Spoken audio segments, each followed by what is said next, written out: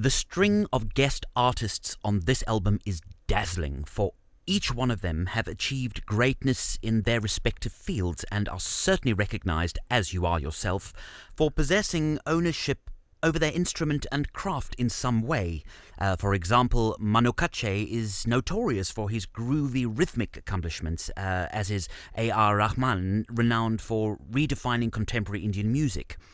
Not to leave out mentioning any one artist fusing with you on this project, what can the man described as and considered to be Egypt's greatest percussionist and world-class musician of the highest order, being of course yourself, share about his favorite moments, abilities, or experiences concerning involvement with each of the 10 collaborators on this album? Good God. This is a million-year question. Well, I don't know what to say, really. Every moment of every song that we have recorded brought me joy, brought me happiness, brought me anguish, not in a bad way, but anxiety, exciting anxiety, and you know those butterflies in the stomach? Yeah. And I'm thinking to myself, my God, I am working with the music, not of myself, of Hossam Ramzy, but I'm making this song for, let's say, A.R. Rahman, or for Manu Katché, or for Billy Cobham, or for Omar Farouk Tekbilek, or with Chaz Kokoshi, you know. I really needed and wanted to do these artists justice. I love their music since way before I've ever met them. I love their art. I love their creativity. I love their aesthetic wavelength. I love their approach to the sound of their instrument.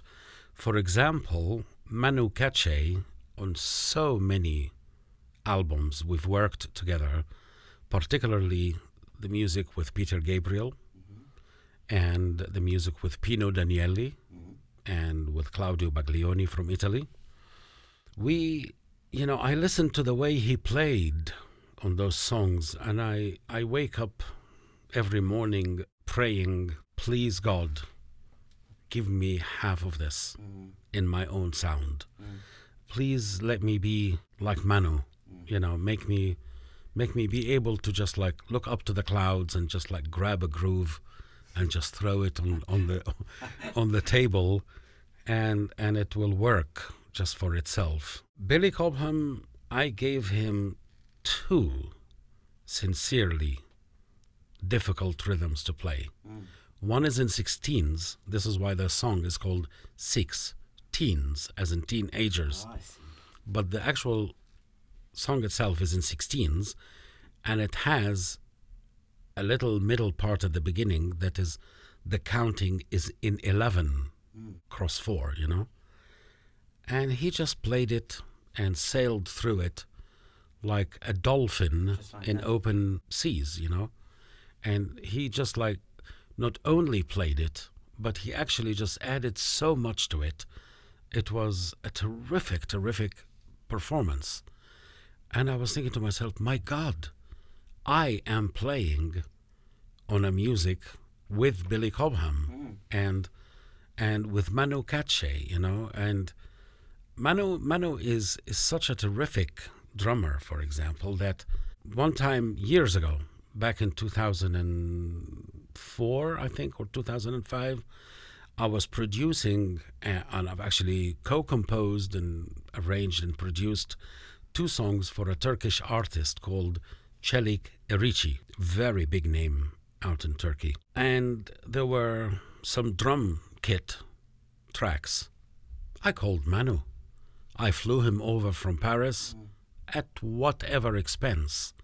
I could have played them myself, and they may have sounded good, but, when you have Manu playing, then it comes out absolutely right. I believe in leaving the baking to the baker, because, he will do it right. And he did on the song Arabantana because it was written for him. It was composed with Manu in mind. I wanted it to have a groovy, soulful, worldly, jazzy, funky, between Arab and Latino. This is why I called it Arabantana, with a reference to the master Carlos. Wow, wonderful. You know, and Manu, I went over to Paris to record him one September, and it took him about 2.5 hours to do the whole song. Just sat down and played and jammed. And there were a few bits where I composed a couple, and I put in a couple of really tricky drum riffs, you know, little rolls and whatever, and he just went over it once or twice, and the song was in the pocket. And this is exactly what you hear on the album. There are so many moments. I mean, I could go on forever and ever. There is. Let's take the song Bluesy Floozy with myself and Phil Thornton. And our friend Muhammad Ali, the violinist, who's also on the song 16s. He heard the song and he said, oh, that's a nice song. I said, yes, thank you. He said, are you going to put violin in on it? I said, I wasn't really thinking. It was just, it's a song hanging around and I wasn't really... He said, can I try something to it? And I thought, you know, there was no need. He said, can I try something on it? And that look in his eye came up and I said, oh my God, he has to try something on it. And he did. He went into the playing room and we sat in the studio and he said, please turn the lights off. I said, turn the lights off. Okay. We turned the lights off and he said, and in the control room too. So he doesn't even see our faces. And that's what you got. And those moments, time stops. Time itself stops because we are in a different zone where the artist has been so touched and inspired that he himself requested to play. You know, on a song that he wasn't invited to play on. And I said, okay, I got to take this. And Muhammad just really performed. And I was in tears, Phil was in tears, the studio engineer, Gerges, was in tears, and Muhammad himself was, when he came out, he was a mess. The song really, but nevertheless, the sound of the violin was so feminine and so very delicate and so pretty and so kind of playful and so seductive. And so very enticing and mesmerizing and seducing all of us. So I called it Bluesy Floozy. You know? That's great. Yeah.